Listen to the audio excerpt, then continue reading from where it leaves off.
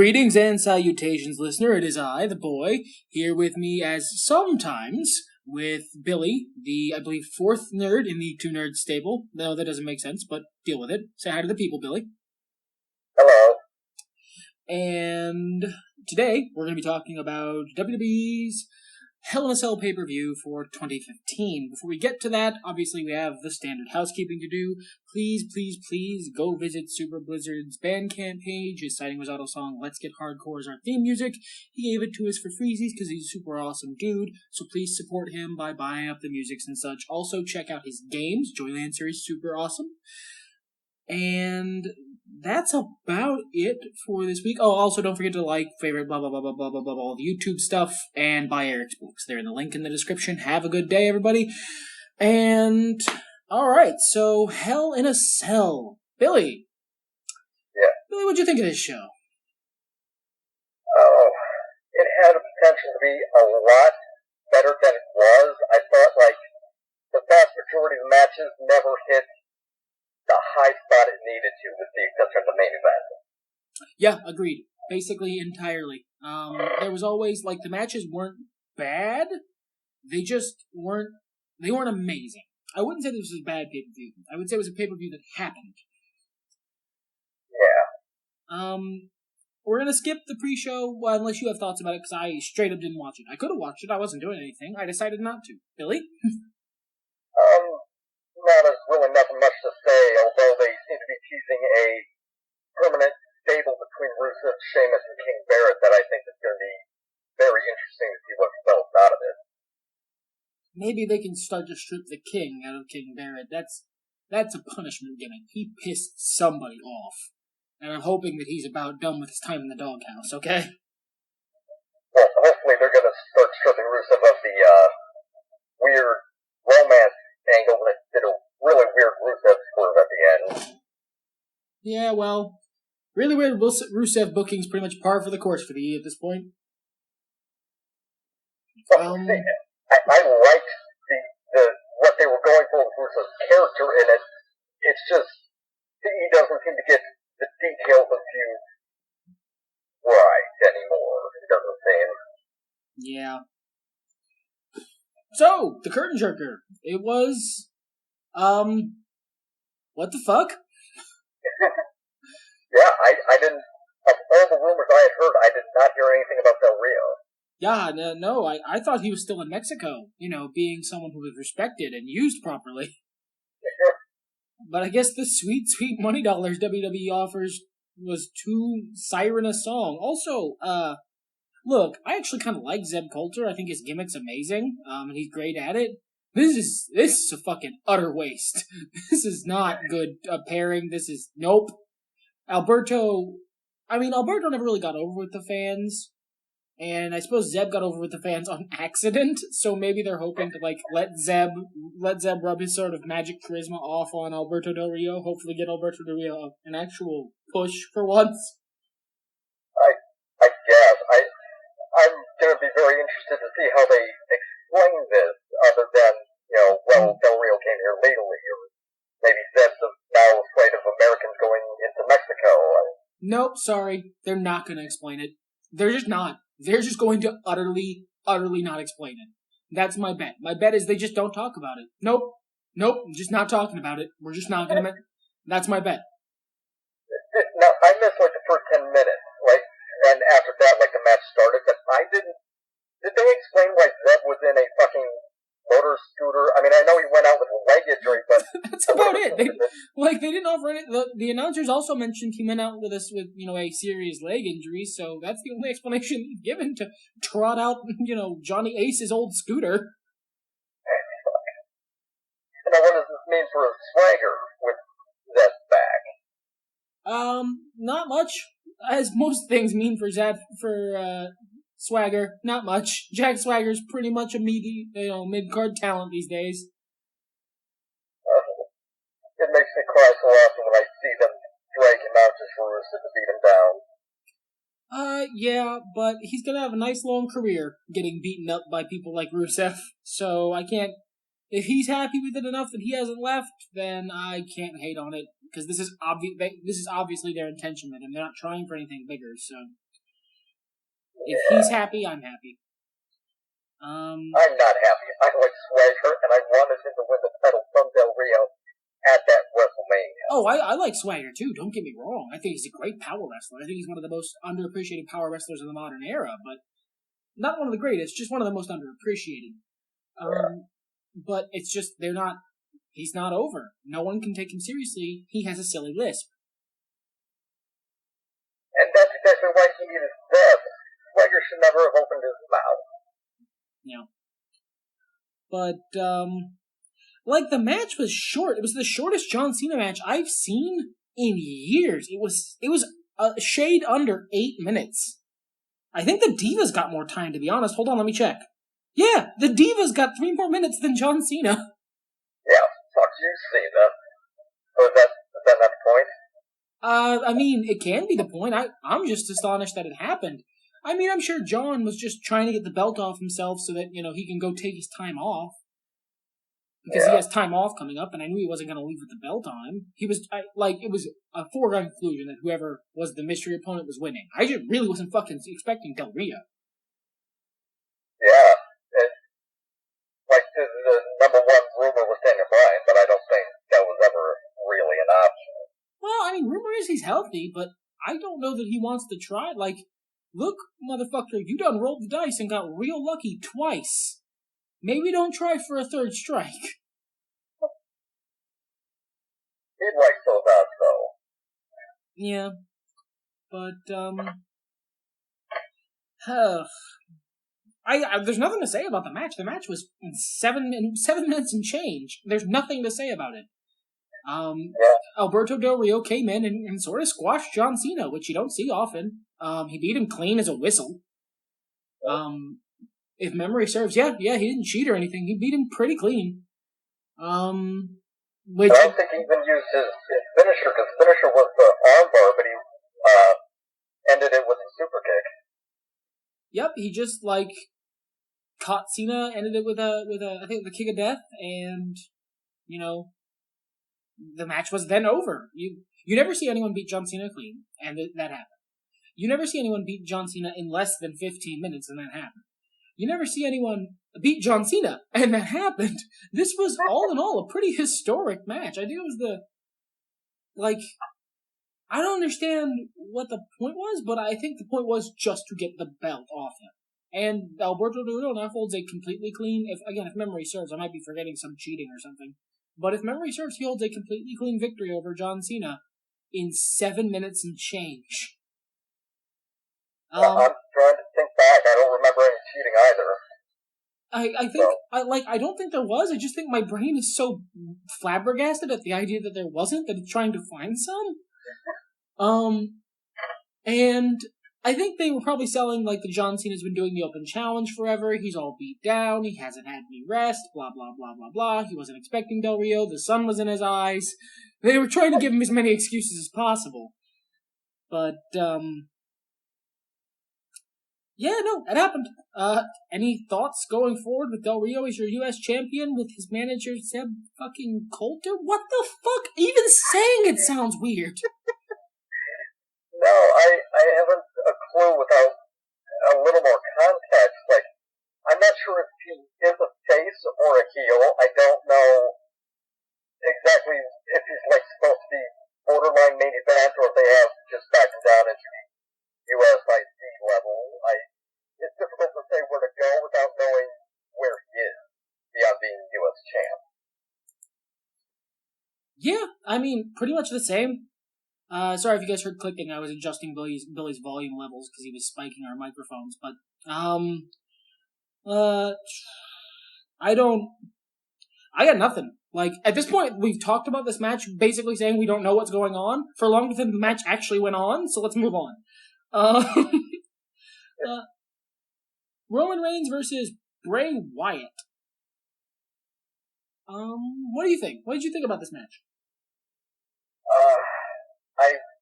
Well, first of all, I hated that the crowd ever, hated on Reigns during it. But this was... See, no, I didn't. I thought that was great. You know why?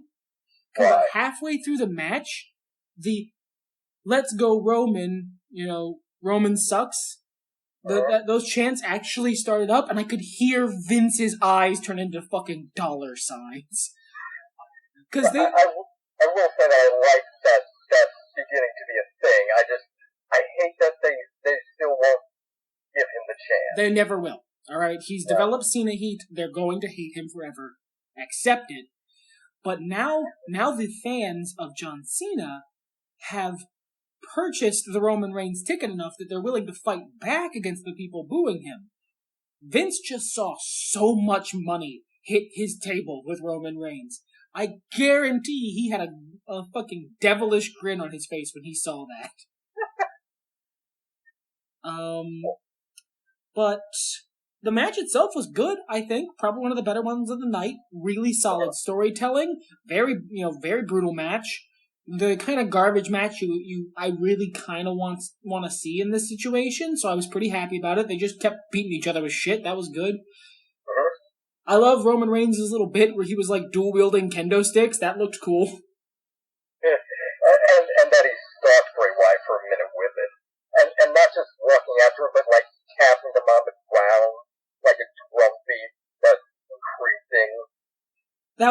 It was very good. It was very good. The match, like you mentioned earlier, never really hit like that high spot. There was a "This is awesome" chant partway through it, because, a couple tables got broken, and let's face it, the audience who go to a WWE PPV are a little easy to impress. Sometimes, unless you're in Chicago. But... Well, now to Chicago's defense, the last time they had a pay-per-view in Chicago, I want to say they were a fairly benign crowd. They did not shit over everything with CM Punk chant. Really? I don't remember. I think the last time I saw a pay-per-view in Chicago, they were pretty shitty. So maybe there was one I missed, or one that was in Chicago that I didn't notice because they weren't shitty. Because they're worse than fucking Jersey fans as far as I've ever seen. But, it was a perfectly serviceable match. Both guys did really well. I really liked the finish.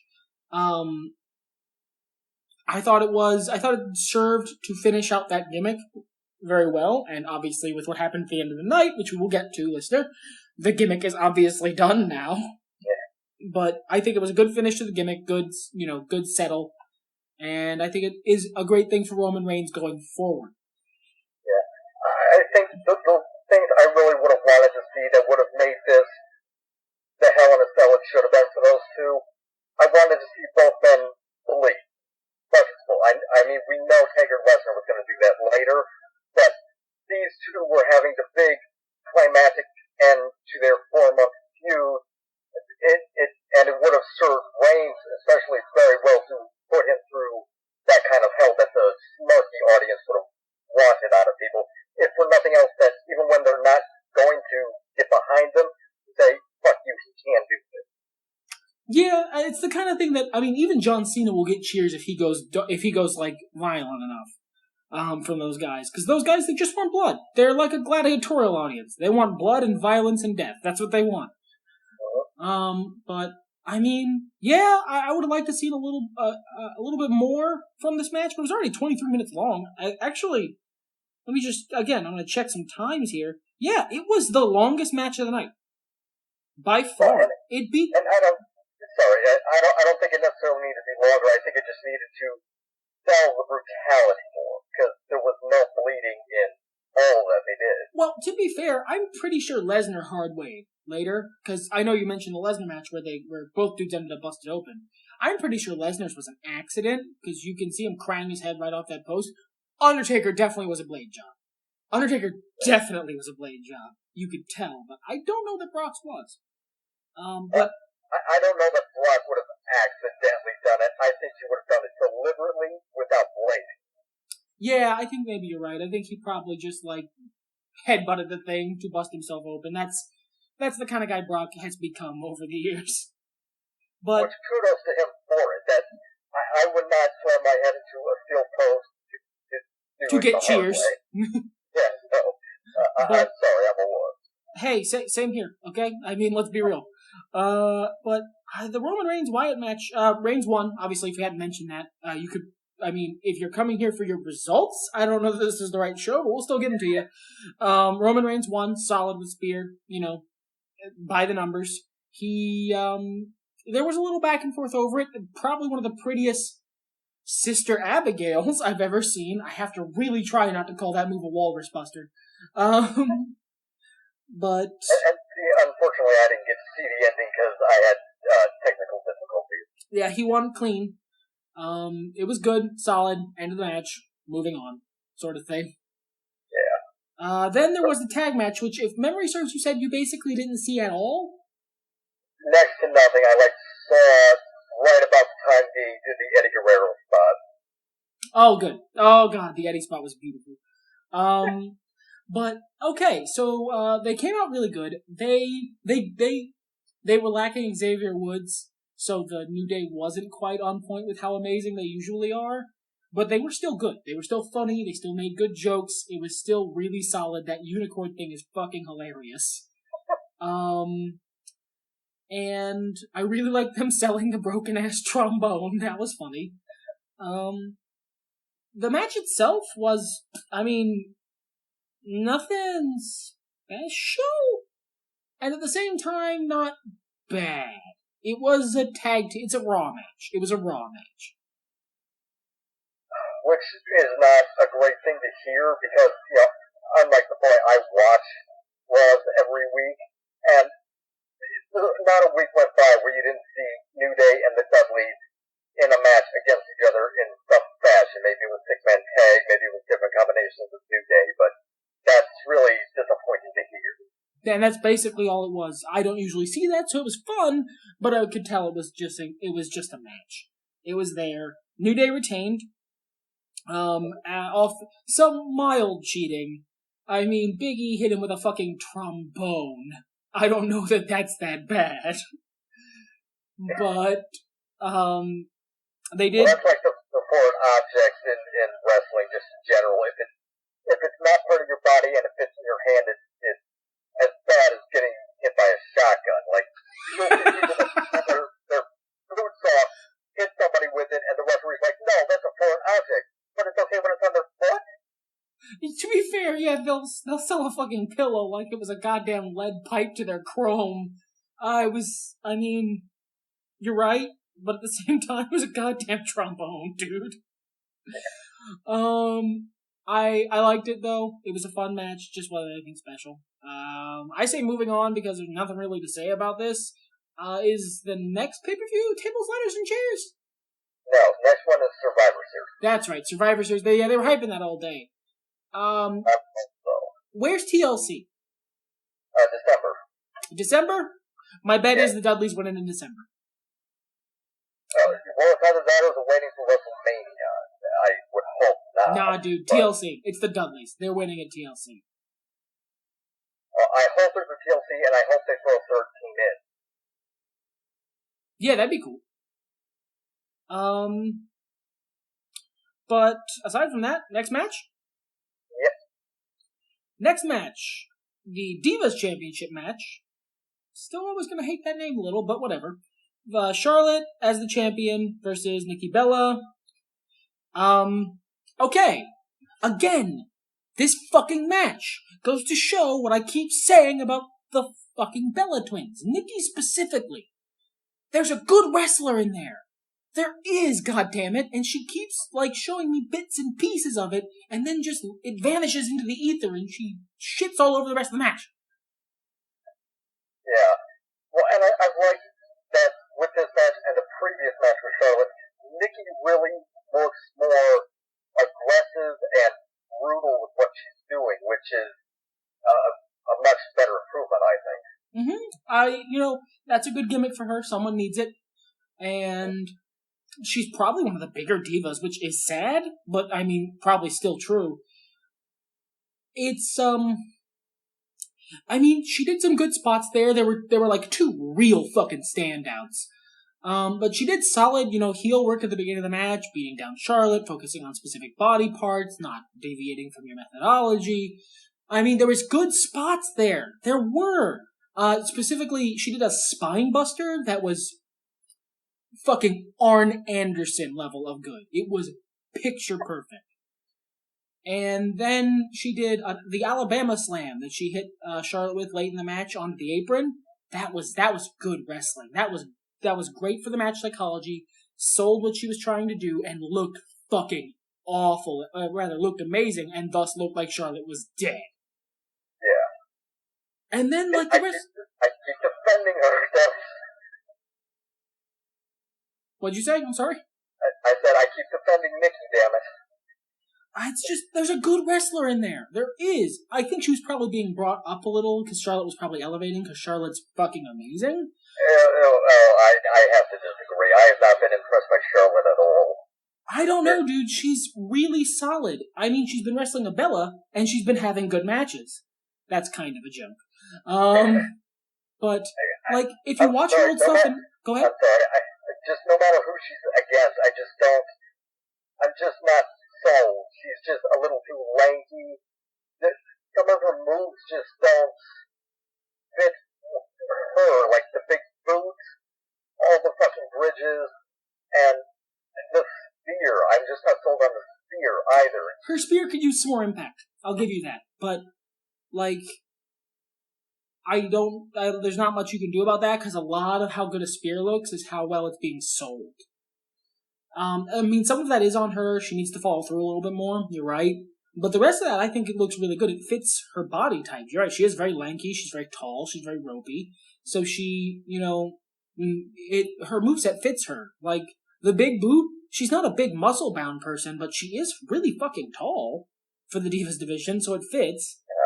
And if you watch some of her stuff in NXT versus, like, Sasha Banks or versus, the one with the fucking clock, the one with the steampunk shit in her head now. I always forget her name. Becky Lynch. Yeah. Those were good matches. They were really good. And that's kind of where I started getting impressed with her. Her work in the main roster isn't as amazing because, unfortunately, the main roster is a little bit more padded and slow and not really as fun to watch because of the differences in booking and the fact that they can get away with more on the network. But, I say Charlotte is very good. I think you're right, she probably does have a little bit to learn as far as the E's wrestling style for its main roster. She needs to adjust to that a little bit, but I would prefer, honestly, to see the main roster's wrestling style adjust to her rather than the other way around. I agree, but there was like the suplex off the top. Nikki was supposed to be doing a German, but it looked more like she was just giving herself a thick face using Charlotte. You're right. That looked like ass. That wasn't Botch of the Night. Botch of the Night goes hands down to the Dudley Boys. Botch of the Night goes to the Dudley Boys. I don't know what move they were trying to do. They were trying to do something to one of the New Day guys. I'm pretty sure it was Big E. It was just so hideous I couldn't remember. I think it was I was flabbergasted. It was, I don't know what they were trying to pull off. It was the worst botch I've seen in a long time. Well, and to the suplex, again, if she is that lanky, you need to adjust what moves you are trying to do to her. Yeah. Let's not have Nikki shove her face into Charlotte's ass again. Because that was fucking, that got weird. It went on so long. Did I turn it to the wrong channel? What's going on? But, yeah, no, that was ugly as shit. I won't deny that. That's what I'm talking about. Every time I watch a Bella's match, there's or at least Nikki Bella. I haven't seen Brie Bella wrestle in forever. There's some good spots, and then just some total shit show moments. And I think part of that is, what I've noticed with the E is that, their big ideas are in general good, but when it comes down to the detail, they don't have any real cohesion with them. When Nikki lost, just one little thing would have made her loss so much more interesting to see, because she rolled out of the ring while Charlotte is celebrating, and I just would have liked to have seen her turn and frustratedly slam her hands on the commentator table and go, damn it. And that's all I would have needed, Yeah, I think it's down to the lack of freedom the performers have, because a lot of that little tiny, interstitial stuff, the stuff between the big spots, is stuff that wrestlers back in the day used to make up on the fly. They they used to, wrestle the match and tell a story. They don't have, well, at least some don't have that much freedom these days. And I feel like it makes them, especially the newer talent who maybe grew up under this system, they don't quite have the skill to fill in those gaps anymore. So they're stuck sort of playing for time until it's time for the next big spot. Yeah. There's definitely a lot of systematic issues with wrestling in general these days. But I mean, it wasn't a bad match. Just like not a good enough one to make me take anything back about Nikki Bella.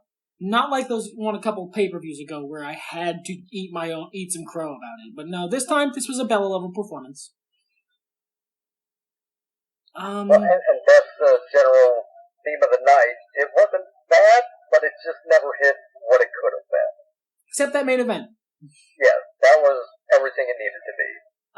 Then Seth Rollins versus Kane, which, what is your WWE title match doing? Not in the main event. I understand why the main event was the main event. Why is it below the fucking Intercontinental match? Well, I think that's pacing. You didn't want to burn the crowd out before Taker Lesnar, so Owens Ryback, which is only like 5.5 minutes. Oh, good. To, like, bring the I'm crowd so down fucking glad this match was only. I'll get to that. But Rollins Kane. I don't know what to fucking say about this match. I'm gonna be completely honest. The only thing I have anything to say about is the finish. So did you have anything to say about the match itself? Yeah, just the same thing we've been saying about all the matches. It wasn't bad, but it was almost like every match was supposed to be nerfed so nothing could compare to the main event. Which, you know what, might have been the case, but the finish. The fuck? The Demon Kane, who's apparently been pushed as like the supernatural, he like turned into a demon in an ambulance and came out charging, sort of Undertaker, sort of classic Kane level terrible threat, goes down to one incredibly ugly and half-assed looking pedigree. What the fuck is that? Well, like leading up to it, he took like 4 flying knees to the head, didn't he? No, that was like earlier in the match. He took that really, really bad bump off the announce table, which maybe actually meant they had to end the match early, because, I could totally see that being the case where they had to end the match a little early, because the Doc actually seemed like he was trying to legit end the match there for a second. Who was trying to legit end the match? The ringside medical, the ringside doctor.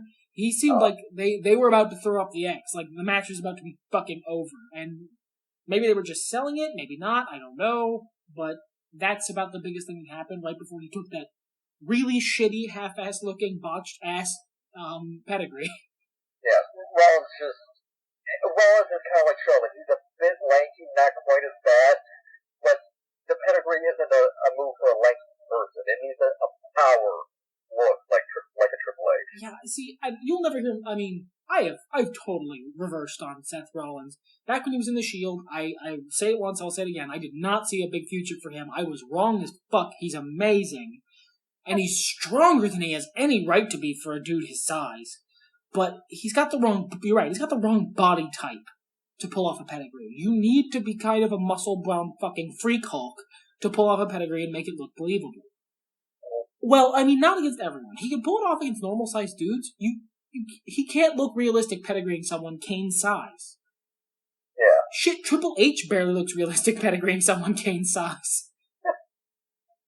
And I get why they set the curb stop aside for a little while, but there's times when you can pull it out for, just one instant, like have Rollins be unable to pedigree him. So he has to use the curb stop. When he's up against like a made man like Kane, who's been there for a long time and isn't gonna sue you. Because that's the thing. It's a legal thing. Chris Nowinski kind of shit on the curb stomp and other moves like it because of, concussion concerns. And I'm not saying that's wrong. They're legitimate concerns, like in pro football. And Chris Nowinski's not a bad guy for doing it, but, that's what happened. It's a legal thing. They can't legally let him do it. It makes them culpable. But against a guy like Kane, who you know for a fact is not suing you. He's a made man. He's a lifer. He's not gonna fucking sue you. Yeah, I think you can probably risk it. Kane turn around and, show up at the Impact Zone. Yeah, I think you're probably cool. I think you can probably bust it out for that. But, that's them. That's them covering their ass. I can understand it. Yeah. It's the same reason they don't do headshot chair shots anymore. Except in that fucking main event, man. Yeah. Well, I'm fine with not seeing a chair shot to the head. That is infinitely more dangerous than the curb stomp, I think. Yeah, I'm sure that fucked Mick Foley up. Oh, yeah. And I know Rollins versus Kane wasn't like this big, incredible world title match, but it was long past due to happen. It was mostly, it had to have been done, otherwise all the build they did between Rollins and Kane was going to be just lost. Oh yeah, and the right guy won. I'm not saying Kane should have won. Kane definitely should have lost that match, but fuck? They missed the point in time when that feud between them was hot, because they had to do other things, and so this kind of kept getting pushed back until finally it was kind of... They had to take it off the burner, and it was overdone by then. Yeah. Well, I ate my overdone pasta of this match, and it wasn't bad, but again, wasn't amazing. Yeah. If Two Nerds Podcast did like little subtitles under the main title, it would be Two Nerds Hell in a Cell 2015. Wasn't bad, wasn't amazing. So, you want to hear a funny story about the Owens Ryback match? Sure. It was so short I thought I fell asleep. I was like laying down watching it on my tablet, and it was so damn short. I legitimately thought I fell asleep for like the middle 10 minutes of the match. Because I was like, what? We're already at it already seems like it's building towards the end. But did I miss something? Did I pass out? It was so fucking... Why did you let me sleep? It was so boring. I honestly thought I fell asleep. Seeing that it was only 5 minutes long and I didn't makes me really happy. But, this match was boring as fuck. I have nothing to say about this match. Owens won. Good. He definitely should have. That's it. You got thoughts? Not really. I'm glad it was short. I will say Owens is beginning to turn me around. He's still got a little ways to go, but I'm certainly enjoying his heel tactics a lot. Last match, I mentioned that that was a match his last match, the last review that I talked about. That was a Kevin Owens match I can get behind. This one, it was 5 fucking minutes. He basically did his entrance, did a pop-up powerbomb, and left. There's nothing to talk about. Which would be a terrific selling point for him on the Raw. You don't have to overexpose him. You send some job guy out. It literally is, he punches the guy a couple times, throws him for a pop-up powerbomb, boom, the prize fighter leaves, I win. Yeah, I don't like that aspect of his gimmick, but it certainly would be a good way to sell that part of his gimmick. Alright, main event time. The thing we've both been wanting to talk about this whole time so much that we keep going to it even when we're talking about other matches. Holy shit, this was fun. Yes. It was fun. It was exactly the Hell in a Cell that it should have been, and it would have justified Reigns' Wyatt bleeding, because they did a hell of a lot more in this match. And I had another point that I completely forgot. The right man won, I thought. Oh yeah, totally. Totally. I don't think either of these other two matches ever should have won. And this is coming from the guy who was furious at Brock winning in the first place. But time has proved me wrong on that one. It was a good move. I don't think that second match should have fucking happened in the first place. And this third one probably shouldn't have happened, but if you were gonna do it, this was the right way to do it. This was a damn solid match. Easily 5 stars, exactly what it needed to be. And Rumble, I kind of agree the second match shouldn't have happened, but only because Brock hadn't lost yet, so therefore he could not win, and Taker really shouldn't have lost that match either, but they managed to kind of schmoz it. Yeah, and they did what they could with the dumbass match they'd been given, but I mean, it's not a big deal, because in the end, they did a third match Lesnar won, which was the right call booking wise. It was a fucking amazing match. It was exactly as brutal and vicious as you wanted that match to be. It sold both guys as being warrior gods, and that's exactly what you should sell them as. And the end was beautiful. That vengeance nutshot from Lesnar was perfect. Exactly perfect. Exactly what you want. And then... And kind of justifies that last match just a little bit, because it was something that came back into play. Yep, definitely. It made it so that the whole second unnecessary match existed solely to give Brock Lesnar an excuse to hit Undertaker right in the balls. Exactly, and that's part of the problem with critiquing wrestling altogether, is that some plot points you can't appreciate until you see where it goes. Yep, and you know what? Sometimes you can't see the whole. Sometimes you can't know. You can't know how something. You're right. You can't know how good something's gonna be until you see the end. And that was beautiful. The post-match thing where Undertaker gave him the little nod and the point, the very much passing the torch. All right, yard's yours. You did it, sort of thing. That was picture perfect. That was great. Undertaker doing his stand up, the thank you Taker chants. That was perfect. Undertaker dropping his knee for one last, dong, and then his music would have been perfect, but... Hillbillies! Magic Hillbilly showed up, and I love Bray Wyatt. I do. I love that Rowan's back with the gang. That's great. I didn't even know that. I like new, big beef man. I don't remember his name. Beef McLarge Huge. Fucking, what? You are fucking with me. That is not his actual name. Yes, Braun Strowman. His name is Braun Strongman, essentially. Essentially Strongman, but it's Strowman. Yeah, they fucking took out the NG so that the 80s wouldn't come back and sue them for copyright infringement. What the fuck? That's amazing. I love it. Braun Strowman. That's... And what's his face, Ron, he was with them when the Wyatt reformed more or less, but he went out with an arm injury pretty quickly, so that's where he's been. Oh, okay. I thought they just fired him, but that's fine. But yeah, no, good. I'm glad he's back. I like the Wyatt family. I always have. I like Bray Wyatt. I think he's a criminally underrated talent who doesn't get what he deserves. And I understand their logic behind having him come out and have the Wyatt family beat up the Undertaker and carry him off. It's a continuation of his WrestleMania storyline where he wanted to reap the Undertaker's soul and take all his power and become the new Undertaker. I get that. Here's the fucking thing. Time to fucking place, assholes. But I think that's why it was great and why it got moves that felt real. Because why would they choose now of all time? Damn it. And you know what? I like Bray Wyatt as sort of a half-face, half-heel situation, as him, being that weird cult leader who some people like. But if they wanted to cement him as the biggest heel in history, that was the way to do it.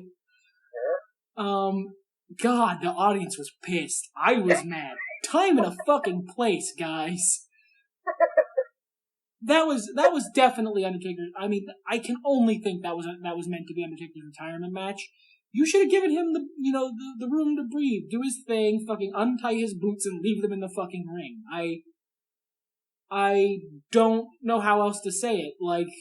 I don't know that was the right call. I know why they made that call, and I might end up being wrong if Bray Wyatt gets a huge push off this and ends up champion or whatever, if they make something out of this, but I don't think they're going to. I think this is going to be a wasted effort, and it's going to mar what should have been an amazing end. Well, I mean, it's not going to be Undertaker's last match, and they're hyping him for Survivor Series in some capacity. Probably versus Bray Wyatt, dude.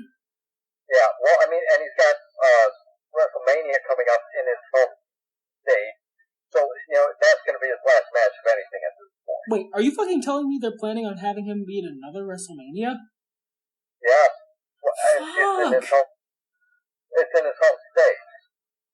If you're going to have him go out, and you weren't going to do it at WrestleMania 30, 32 makes as much sense.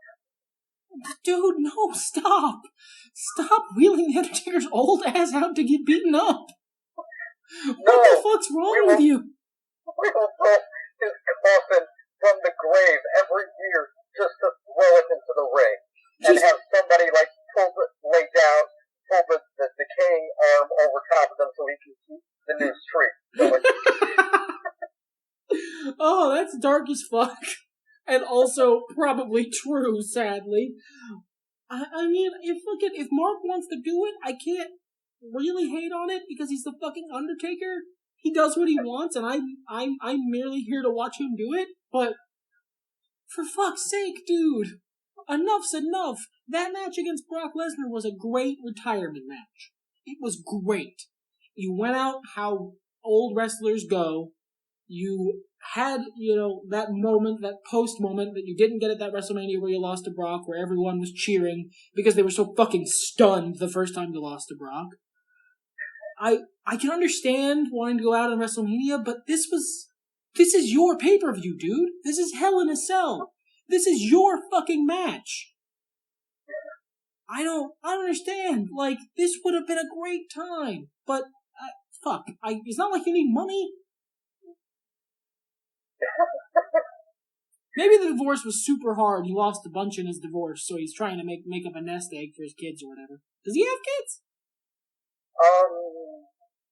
Gosh, I'd have to say he has at least one, but I guess I don't know. He's such a private guy that I honestly don't know. I mean, maybe it's for his, his Stacy Keibler that he keeps. Michelle McCool. Oh yeah, Michelle McCool. That's right. First of all, I think I've got the Wix page. They had he has a son in '93 with, the Sarah, what's his face that he tattooed on his throat and, later regretted. And removed. Yeah. And there's, one with McCool. Oh wow, that one gotta be pretty young. So yeah, maybe he lost a bunch in the divorce and was trying to build up a nest egg. I know Wyatt.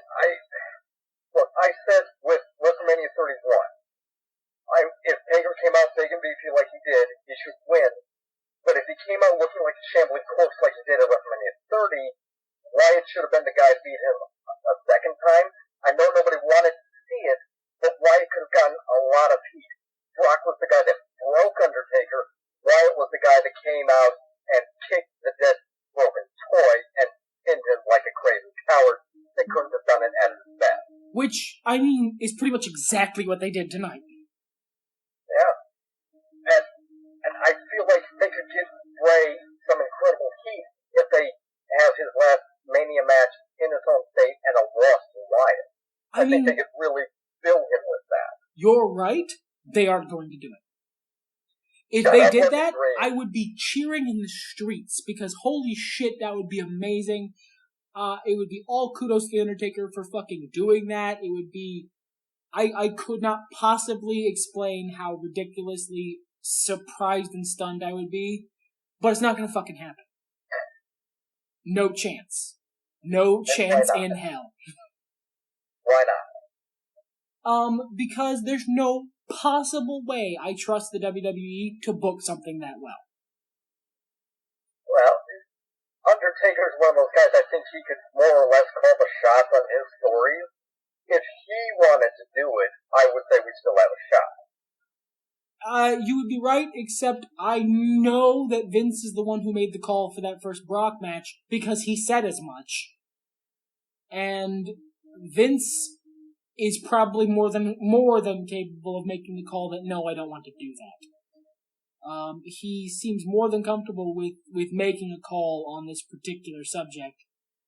And I just don't trust the WWE to do it. I will be surprised and stunned and incredibly happy if they do. I don't buy that they're going to. I do not think that is going to be the case. Well, I'm, in between where your cynicism is and so hopeful. I keep falling into hopes of, wow, this would be an incredible thing. Oh, they're not doing it. I was so hopeful. Yep. Look, when the day comes that I am wrong about this and you are right, you have all of my permission to spend the first 4 minutes of that podcast just telling me how wrong I was. but I am very confident that is not going to be a bet I have to pay up on. You know what? I'm a gambling man. If I had money, I'd bet it just because the odds being so against me, I can make a lot of money on it. And that's fair enough. Any other thoughts? No, not really. Where are we going with Summer Survivor Series, I guess? Yeah, this was very much a wrap-up pay-per-view. Wrapped up a lot of gimmicks, didn't really start any new ones except for that Wyatt thing, so, I mean, we got a fresh slate. Where are you going from here, WWE? That's about it, I think. I don't have anything else to say. Sport Chrysler usually tries for some segue here. I'm not that guy. Do you remember your line? Everything's better when nerds talk about it. Yay!